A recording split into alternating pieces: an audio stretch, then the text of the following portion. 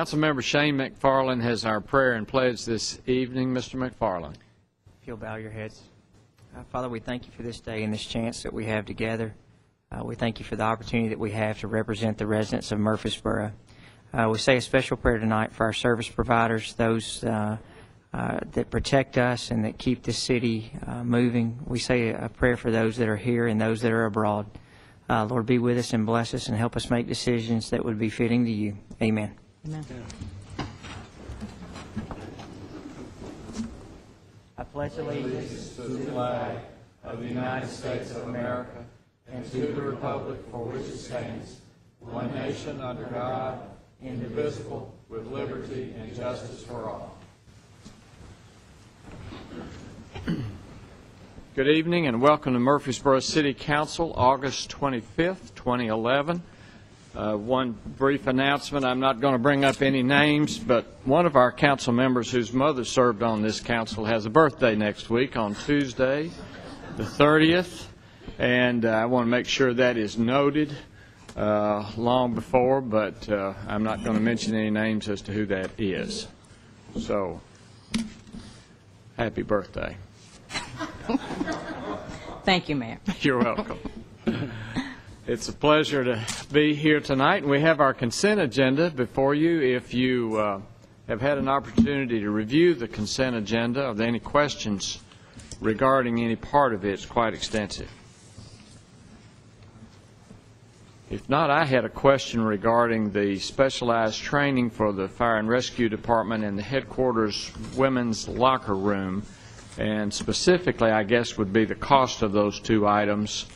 Obviously, we've got about $66,000 for the training in the progressive rescue confined space technician, progressive rope rescue, et cetera, et cetera, et cetera, and also the expense on the increase for the women's locker room remodel at headquarters. And just if you could kind of go through those line items and share with the expense. I think they're all budgeted. I don't think that's a question. They were all budgeted. Yes, sir. And certainly we agree with that. But if you could just give us a little information about that. Mr. Lyons, you're here as Chief Gaines.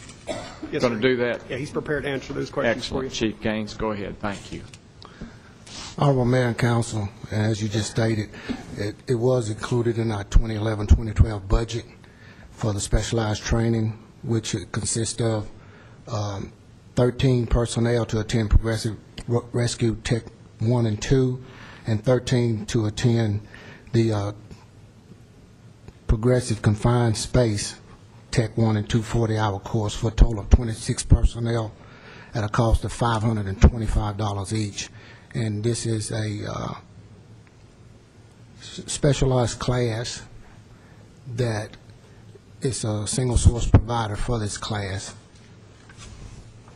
Will it be held here? Yes, sir. It would be held here at different sites, different locations that we get agreements and procurement to do. All right.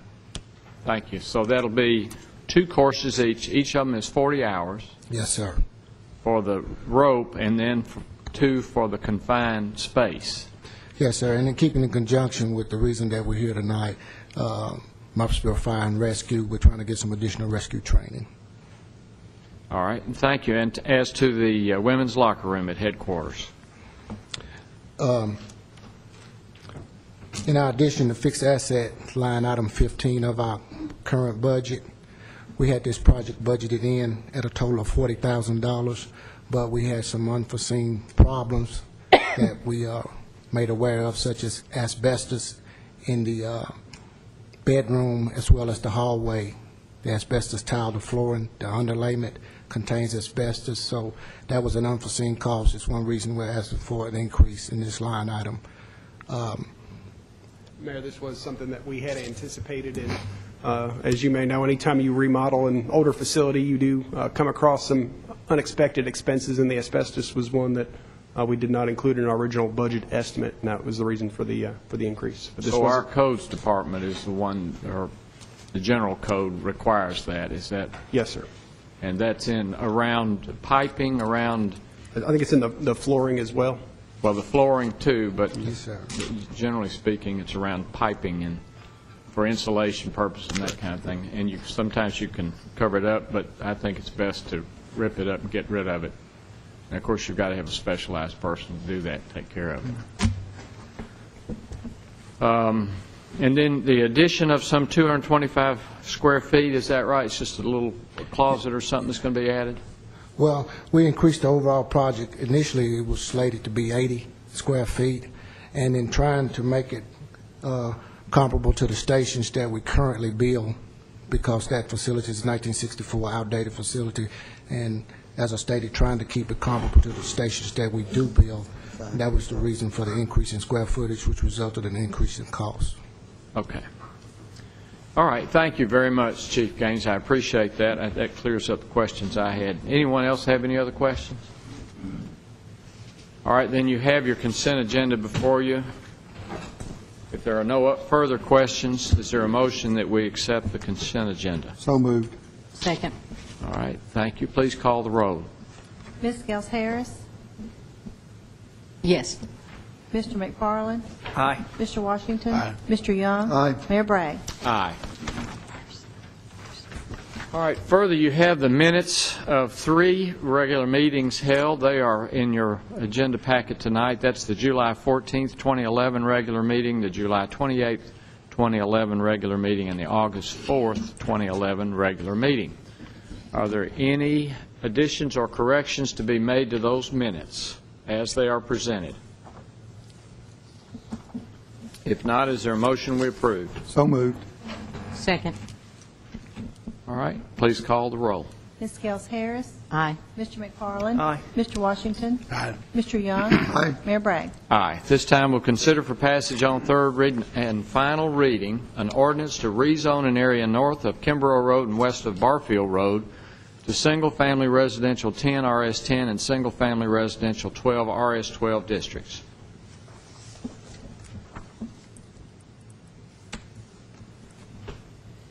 So moved. Second. All right. Motion and second. Please call the roll. Ms. Wright? Ms. Gels Harris? Aye. Mr. McFarland? Aye. Mr. Washington? Aye. Mr. Young? Aye. Mayor Bragg? Aye. This time for second reading, we'll consider for passage an ordinance amending Murfreesboro City Code Chapter 2 Administration Article XI, Workers' Compensation Self-Insurance Program by deleting sections 2-201 through 2-204 dealing with workers' compensation. Is there a motion? So moved. Second. Thank you. Motion and second. Please call the roll, Ms. Wright. Ms. Gels Harris? Aye. Mr. McFarland? Aye. Mr. Washington? Aye. Mr. Young? Aye. Mayor Bragg? Aye. Consider now for passage on first reading an ordinance regarding long-term disability benefits amending. Before I do that, we have a number of members of the Fire Rescue Department with us tonight. And Mr. Lyons, if you would introduce them and tell us why they're here, or actually go ahead and make a presentation if you'd like to. Sure. We'd like to bring Chief Gaines forward. As you know, in this year's budget, the City Council approved a name change for the Fire Department, now known as the Murfreesboro Fire and Rescue Department. That name is more indicative of the services provided. As you'll recall, the Council expanded the services provided by the Fire Department a number of years ago, and our call volume in those other services continues to rise, and we've provided outstanding response and service to our community. And the name change is only fitting. So today, the Fire Department would like to give you a brief presentation, go over a little bit of the history of the Fire Department, which I think they found pretty interesting. So we'd like to take a few minutes and have the Chief go over that for us. Excellent. And Chief, if you'd like to, I understand you have a new Assistant Chief with you. If you would like to make that introduction, why don't we do that now, and then we'll let you go in. How about that? I would like to introduce the council and Mayor. This is our new Assistant Chief Kay Jernigan, and I'm excited. I can't wait for her to come to work, and we can get started. We've been kind of backlogged a little bit, but I think she's just the person to get us kick-started. Thank you. Great, Chief Jernigan.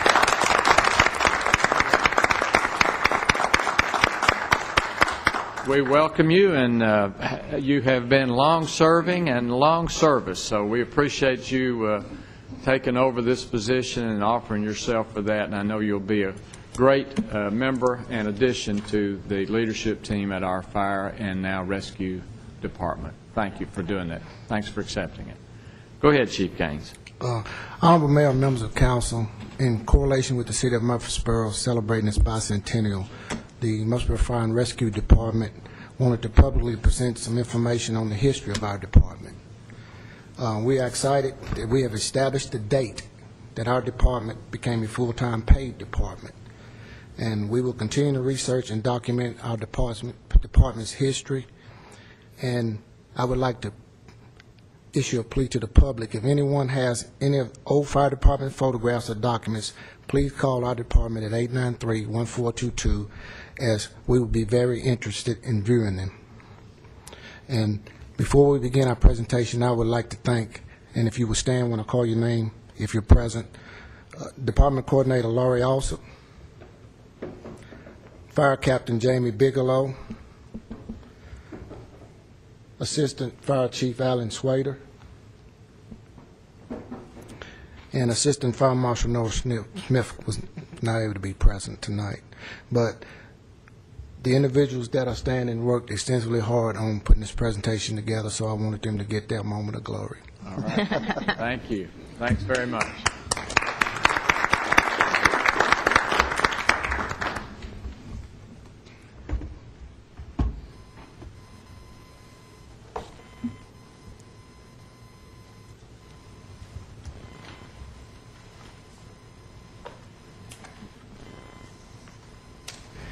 The earliest findings regarding our department was an ordinance by the Board of Mayor and Aldermen to establish the Volunteer Fire Brigade of Murfreesboro, which was signed by all members present on December 1st, 1880.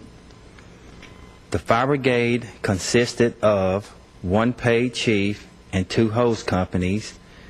Each hose company was to be commanded by 1 first lieutenant and 1 second lieutenant.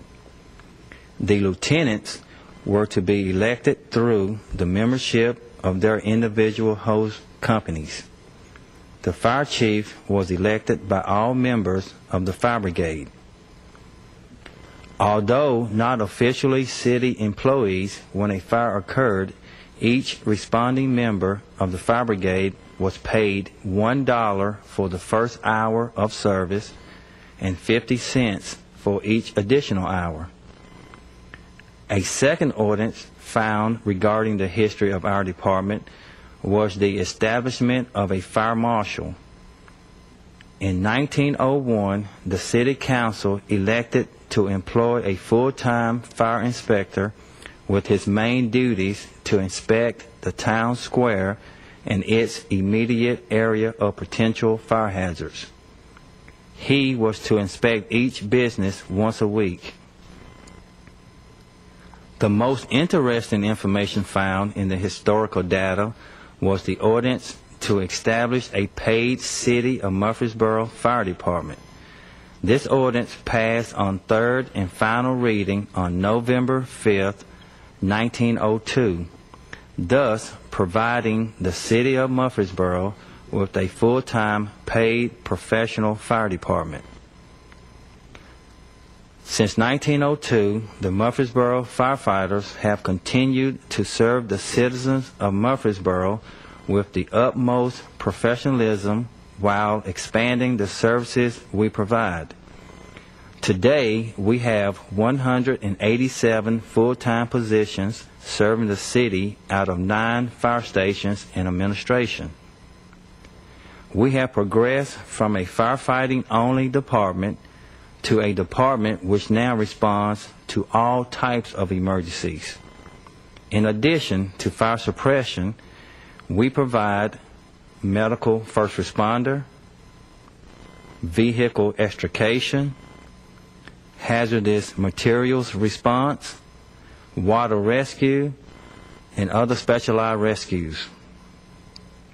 History was made again for our department a few weeks ago. Under Chief Cummy Gaines' leadership and with the approval of City Manager Rob Lyons, the 2011-12 2012 budget document included modification of the department's name to Murfreesboro Fire and Rescue Department. Mayor and council approved the 2011-2012 budget on June 23rd.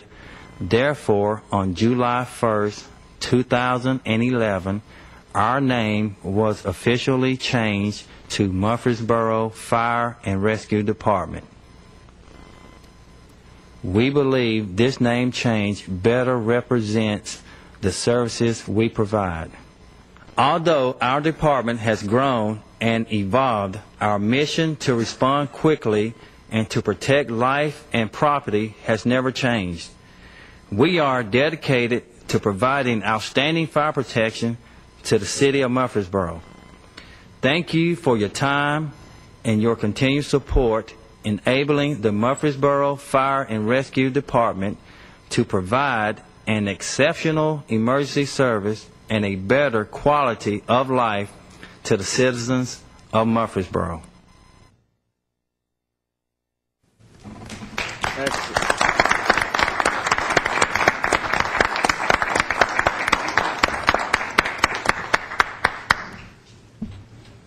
Honorable Mayor and Council, if we can indulge you for a few more minutes of your time, we would like to present you with a souvenir of the Milestone as we embark on a new era. Outstanding. Thank you. Thank you. Thank you. Ooh, nice. Thank you. Pretty cool.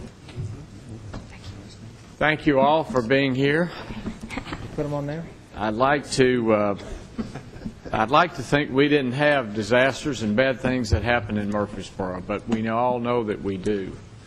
And I think all of us are comfortable in the knowledge and certainly appreciative of the effort that you make in professionalism in coming to our rescue on every occasion. We're very proud of you.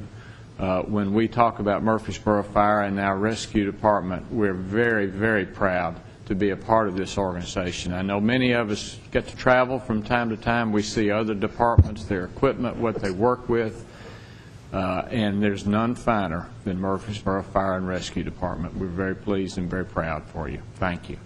Thank you, Mayor. Thank you. Excellent department. All right. Excellent. Y'all are free to go or free to stay.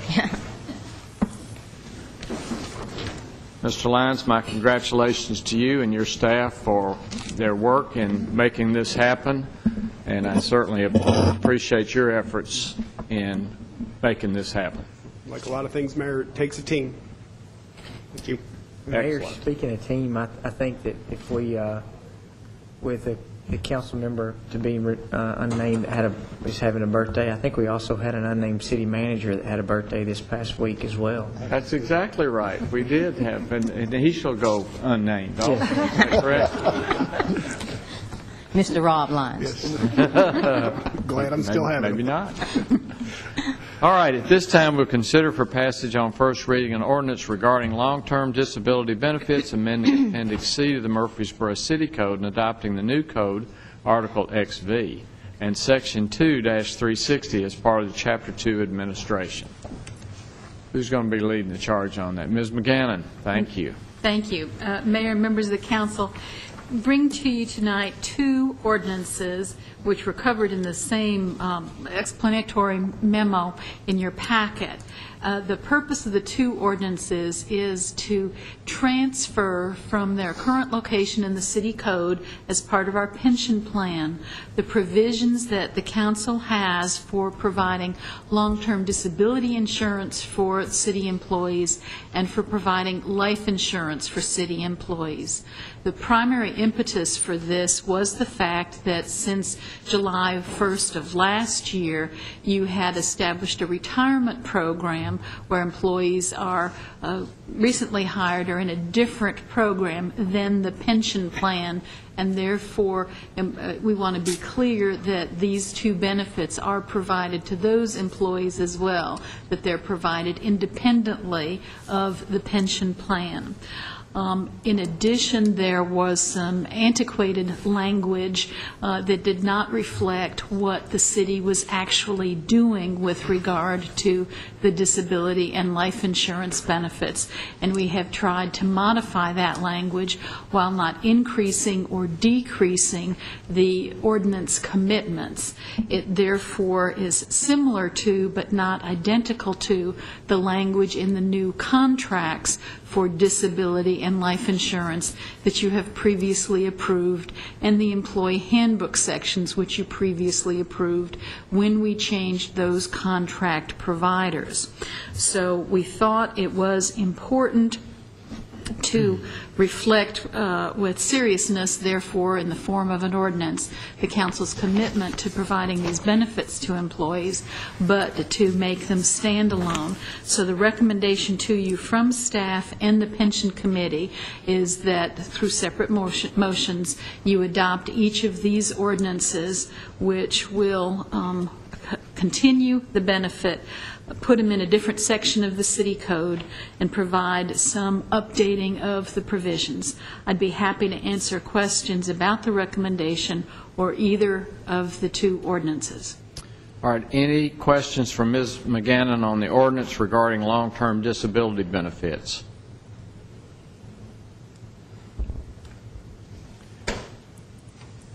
If not, is there a motion that we accept this ordinance on first reading?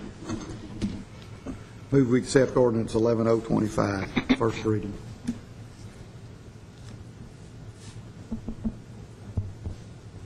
Second. All right, thank you. We have a motion and second. Please call the roll, Ms. Wright. Ms. Gels Harris. Aye. Mr. McFarland. Aye. Mr. Washington. Aye. Mr. Young. Aye. Mayor Bragg. Aye. And now you have before you this ordinance regarding life insurance benefits on first reading. Is there a motion? So moved. Second. All right, motion and second. Please call the roll, Ms. Wright.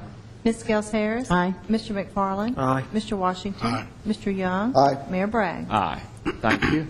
We'll consider now recommendations of the Planning Commission to schedule public hearings to consider annexation and zoning applications. Mr. Adelite, welcome. Thank you, Mayor Bragg, members of the council. During its regular meeting on August 3rd of 2011, the Murfreesboro Planning Commission considered and recommended approval of the following matters, all of which need to be scheduled for public hearings. The first is a zone application for 5.9 acres from CL to CH south of State Route 99. And these first three will all be by World Outreach Church. It's land that they own along State Route 99. The second is a zone application for approximately 24.9 acres from RS-10 to Commercial Highway, north of State Route 99. The third is a zone application for approximately 52.2 acres from RZ and RS-10 to RM-16. The fourth item is an annexation request for approximately 0.10 acres located southeast of the intersection of Barfield Road and State Route 99. The fifth is a zone application to rezone 1.9 acres from RS-15 to Commercial Highway and to zone approximately 0.1 acres. That's the same 0.1 acres in the annexation before. Acres to be zoned Commercial Highway simultaneous with annexation. This property is at the southeast of the intersection of Barfield Road and State Route 99. And then the last item is proposed amendments to the sign ordinance regarding the BZA procedures and tenant signs for end or corner tenants. All right, Ms. McGannon. Mayor, I would suggest September 22nd. All right, September 22nd is a Thursday night. Council members, does that meet with your approval? If it does, is there a motion we accept? Move we set a public hearing September 22nd. Several public hearings. All right. Thank you, Mr. Young. Is there a second? Second. All right, thank you. I have a motion and second. Please call the roll, Ms. Wright. Ms. Gels Harris. Aye. Mr. McFarland. Aye. Mr. Washington. Aye. Mr. Young. Aye. Mayor Bragg. Aye. Thank you. This time, consider recommendations of the city manager with regards to the employee handbook policies, Section 1037, attendance and absenteeism, Section 1003, sick leave, Section 1034, bereavement leave. Mr. Lyons. Mayor Bragg, members of council, I'd like to go over three policies in our employee handbook with you. This is a document that comes to you after much work by the legal department and our human resources department, myself and Mr. Crumley, in trying to bring to you changes that both hold our employees accountable, at the same time demonstrate the fact that most of our employees, overwhelming majority of our employees, have excellent attendance. The city's current sick leave policy is a policy that I've received a number of comments and input from our employees, either through the city manager committees that we had 2 years ago or during the roundtables. And so we've tried to reflect upon that input based on our existing sick leave policy and bring these changes to you. As we began to look at our sick leave policy was trying to cover a lot of ground. Our sick leave policy, while well-intentioned, had some unintended consequences. So what we've tried to do is take what has worked well for us and bring to you 3 different documents that we think will get the job done. The first policy that we've got before you is a new policy called Attendance and Absenteeism. As I mentioned, our sick leave policy tried to do perhaps too much. Our sick leave policy, in order to try to hold employees accountable, made a distinction between absences that were documented by a doctor's note and those that weren't. And as a result, we deemed absences as either excused or unexcused. And that, frankly, did not sit well with staff. As we began to take a look at it, as I mentioned earlier, an overwhelming majority of our employees come to work, they come to work on time, and they don't abuse sick leave.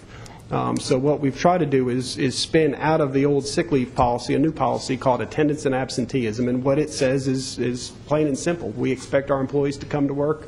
If they're sick, they've got sick leave they can use.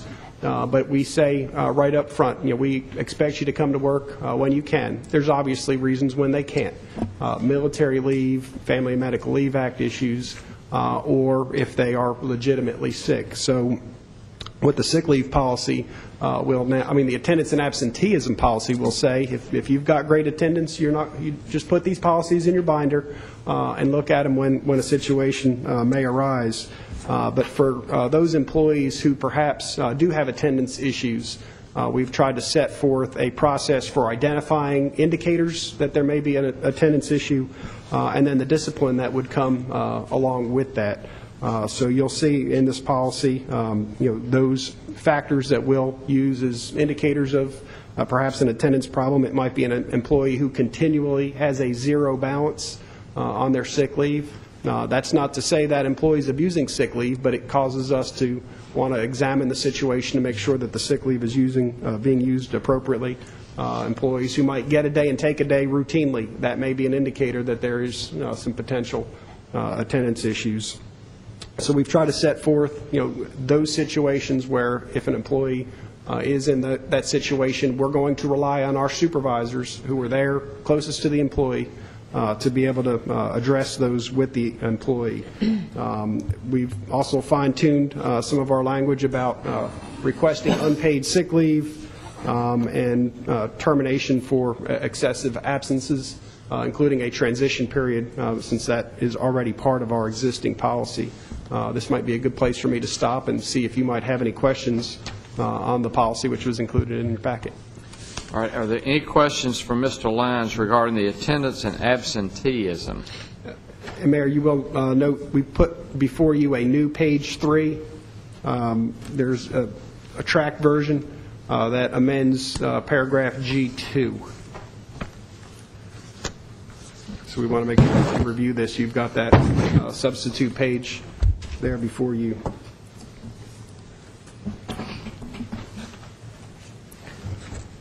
I have a quick question, Mr. Lyons. Yes, sir. How does the absentee policy work with a supervisor? So in the past, we have had these reports that would come out of our Human Resources Department that if an employee used more than 50% of the sick leave they had accrued in a year's time and they did not have a doctor's note with it and it was deemed unexcused, a report would come from Human Resources. The department head would sit down and the supervisor would sit down with the employee and put them on a sick leave abuse report and watch list Further infractions would cause them to be subjected to discipline. But the unintended consequence was, even though an employee may be healthy, had never had a sick leave problem, if they got sick for a day or two, they would run off to the doctor to get a note, which, of course, causes an insurance expense. But they were doing that to hedge and build up a barrier of protection just in case they might get sick later, and it might be a 1 or 2 day absence.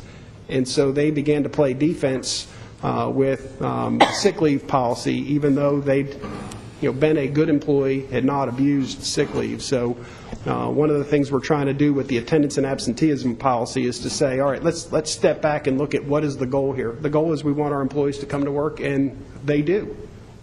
The few employees who do not, this will give us an opportunity to dial into those specific situations, address those employees who might be causing a problem, and to the 97% or more who don't have an attendance problem, we're not putting them in a position where they have to go run and get a doctor's note, because we're not going to use the term unexcused.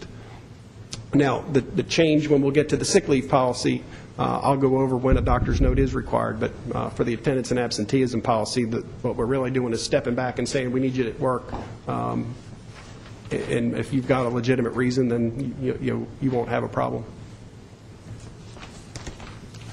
All right, thank you. Questions regarding attendance and absenteeism?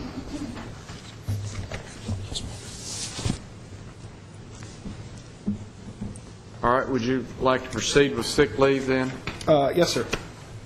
My notes here. All right, the sick leave policy, the biggest change here deals with that doctor's note. In the past, as I just mentioned, employees would quickly run to the doctor, even if they were out a day, to make sure their absence was considered excused. The biggest change here is that the sick leave policy would say, upon your approval, that if you are sick for up to 3 days, no doctor's note is required. You're just going to be marked as you were out sick, and you've used 3 days of sick leave without any distinction between excused and unexcused. Now, here's the trade-off. We're loosening up that restriction. But when you're out for the 4th day or a second shift for a firefighter, we do expect that to be documented with a doctor's note. So we've kind of drawn a line there. 3 days sick, 1 shift sick, no note required, no note needed.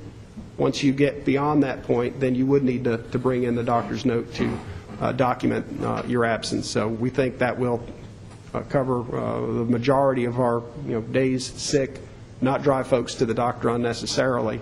Now, if you're sick a day or two and you did go to the doctor, the employee may still want to get a note, but it's not required. You're not going to get under any additional review if you do not bring in a note. So you're not going to be making note of those first 3 days. You will be making note of the 4th day doctor's notes and thereafter. 4th consecutive day, you would need to bring in a note. Second shift that you were sick. And that would go in your record that you were sick for a period of 4 days or the second shift. When you would return to work, on the day you would return to work, you would need to bring that note from the doctor indicating that you were out sick. So you're expecting that to reduce some record keeping? Absolutely. A significant amount of record keeping, as well as sending the message to the employees that we're not going to call them an unexcused absence because they were sick for 2 days. There's some days you've got a stomach ache, you just tired, but you don't necessarily need a doctor's visit. You just need to get some rest and drink some fluids, and you'll be back to work. All right. Any questions regarding this sick leave, this change to the sick leave requirements? No matter one other change I'd like to point out, because it is one of the more very much a different way of how we're handling this. Under our current practices, we have allowed employees who perhaps were out of leave at the last minute, say the morning of their shift, to call in and say, I know I'm out of sick leave, but I'm going to take a vacation day today. And that, in some cases, were some of our employees who were abusing leave. So we are not going to allow the substitution of a vacation day for a sick day without advance notice. Now, that is a difference. Now, if you think in your walk in life, if you're going to think about using vacation, that's typically known in advance. You plan those out. Occasionally there may be, hey, I've got family coming in on Friday. Mr. or Ms. Supervisor, can I get off on Friday? And that's known in advance. And we'll still work with our employees to the extent the work load can enable that.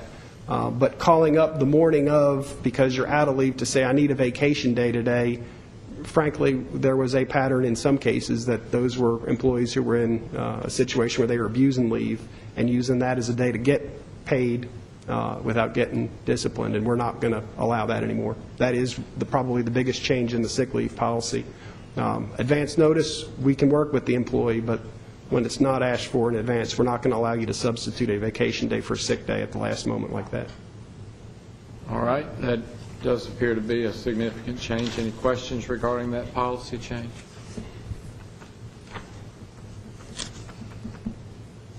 Seeing none, proceed.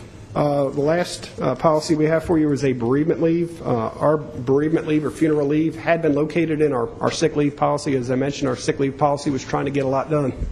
We've spun that off into a separate policy to make it easier for employees to find. We've also expanded some of the relatives that bereavement leave could be used for. And there is also a revised page bereavement policy before you that struck out a line in the first paragraph under definitions. And that was a carryover from the old policy that needs to come out because we're going to provide 5 days of leave or 2 shifts for firefighters. If you need bereavement leave for any of the individuals that are indicated on that list, the employee would have the ability to do so, and it would come out of their sick leave balances.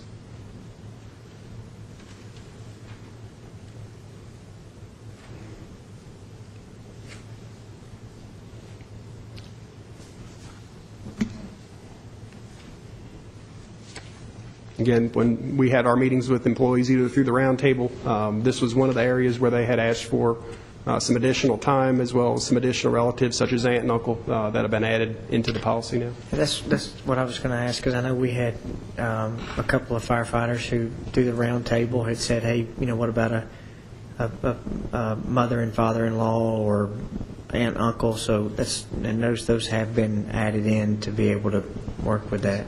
There's been a lot of input over the last 2 years about what employees liked and didn't like about our sick leave policy and funeral policy, and we've tried to incorporate those. I just wanted to note that I do think that something that's new that Mr. Lyons started, and then also Chief Chrisman had really started before, were these roundtables, and I think this is a good example of how employees bring up ideas, and I think it shows that being reasonable, and when we can implement those ideas, that it's something that easily can be done and improved on.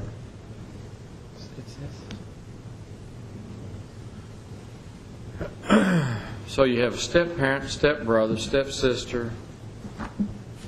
Am I correct? Mm-hmm. Okay. And a spouse's step-parents? Is that included?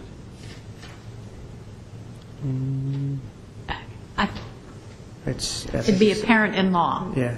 That would be a parent-in-law. Thank you. Okay. Monster in-law. And we have parent-in-laws. Okay. Thank you very much.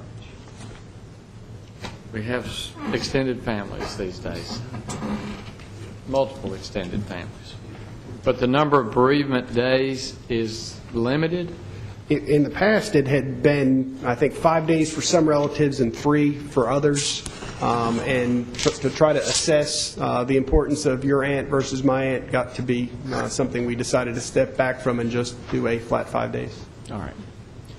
Questions regarding bereavement leave?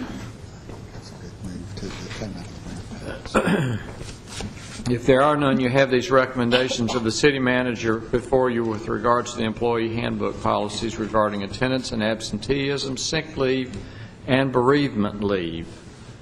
What are your wishes? Is there a motion? Move for approval.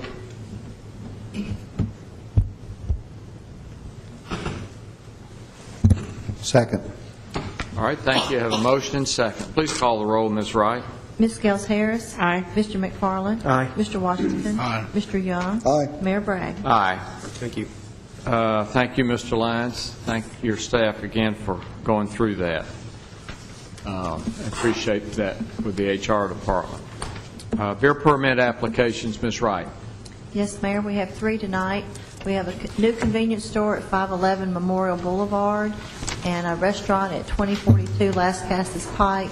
Both have met our requirements. And then we have a new restaurant coming at 1916 East Main Street. That Codes called me today and said they're almost through with their inspections and would likely be complete before we meet again. So with your permission, if these are approved, I'd like to be able to issue that one once they meet codes. All right. You have these beer permit applications that apparently meet our requirements. Is there a motion we accept? So moved.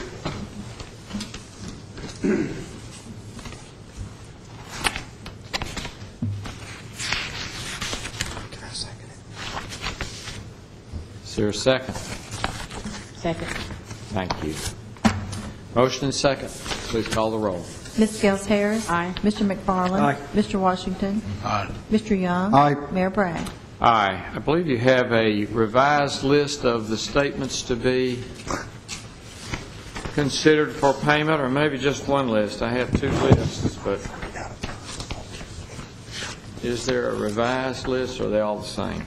There was a revised list, Mayor. There was. That's right. I see it now. Thank you.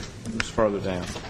All right. You have the revised list of statements to be considered for payment. Are there any questions regarding those bills to be paid, or is there a motion that we pay them? So moved. Second. Thank you. Please call the roll.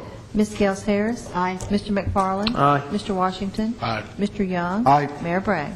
Aye. As to board and commission appointments, I'd like to recommend Greg Lyles to the Senior Center Commission to replace Joyce Cumberbatch. I make that recommendation to you. Motion.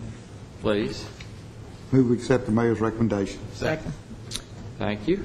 Motion and second. Please call the roll. Ms. Gels Harris. Aye. Mr. McFarland. Aye. Mr. Washington. Aye. Mr. Young. Aye. Mayor Bragg. Aye. Is there other business to come before the council? Mr. Callow has an item. We'll let Mr. Gerke, very good. one of the many employees at our airport, extensive staff. Yes, and my staff did review the absenteeism and sick leave thing over and over. Okay, so Yes. Was it virtually unanimous? Yes, we got them in order, sir. Okay, very good.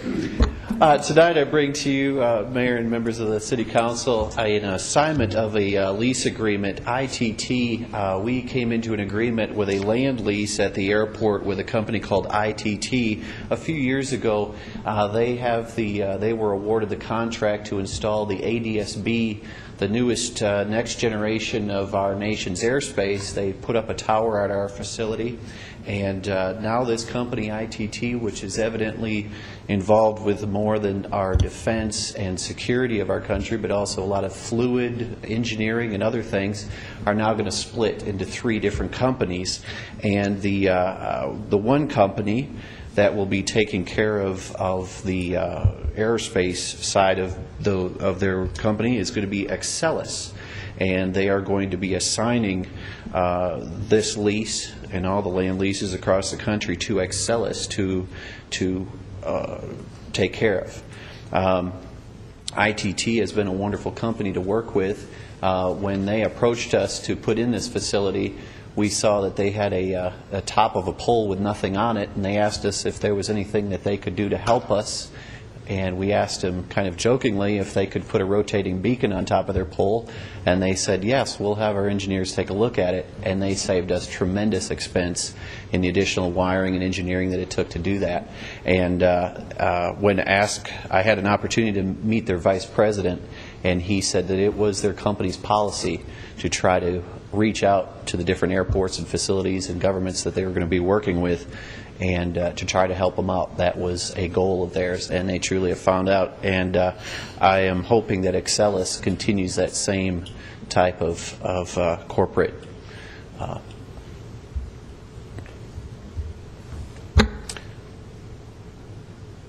So if you would, I'd recommend that if you would approve this assignment of this lease with Excelis. All right, you have this assignment of a lease agreement What are your wishes?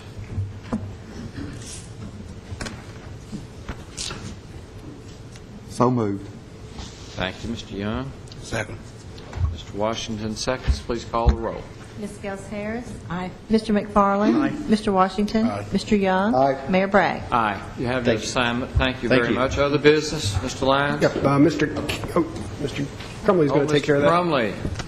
Representing your Community Development Department tonight. All right. Denied. Monday afternoon, Community Development took proposals on removing asbestos from a building that's being rehabbed at 1014 North Maple Street.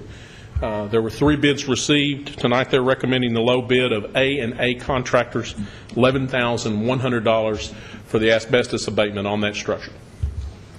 All right, you have this low bid. Are there any questions regarding this bid? If not, is there a motion to accept? So moved. Thank you. Is there a second?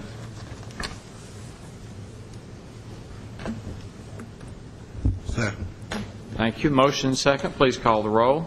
Ms. Gels Harris. Aye. Mr. McFarland. Aye. Mr. Washington. Aye. Mr. Young. Aye. Mayor Bragg. Aye. Any other business from the council or the staff to come before the council this evening? Mayor, just one quick heads up. You recall we approved a renovation of your council chambers. That work will begin, I believe, at 5 or 6 o'clock tomorrow morning. They'll be changing out the lighting in this room. They'll be moving out the dais. So over the next 2 weeks, there'll be certainly some disruptions here. We've tried to plan it around other city meetings. We believe we'll be done by the Tuesday after Labor Day. But if that schedule slips a little bit, we may need to move some city meetings to room 218. So we would ask for your patience and the public's patience as we work through this, but we will get through it as quick as we can. Great. Thank you. Also, there's still plenty of time left if you'd like to join in the planning or the carrying out of our bicentennial. If you recall, I've talked to a number of people who just stop me in the middle of the street and say, I got a great idea, and I think they're all great ideas. So if you're interested, call the mayor's office, 849-2629. We'll be happy to talk with you and get you on the right committee to celebrate the city's bicentennial of becoming the county seat of Rutherford County. So, is there anything else to come before the council? If not, you're adjourned.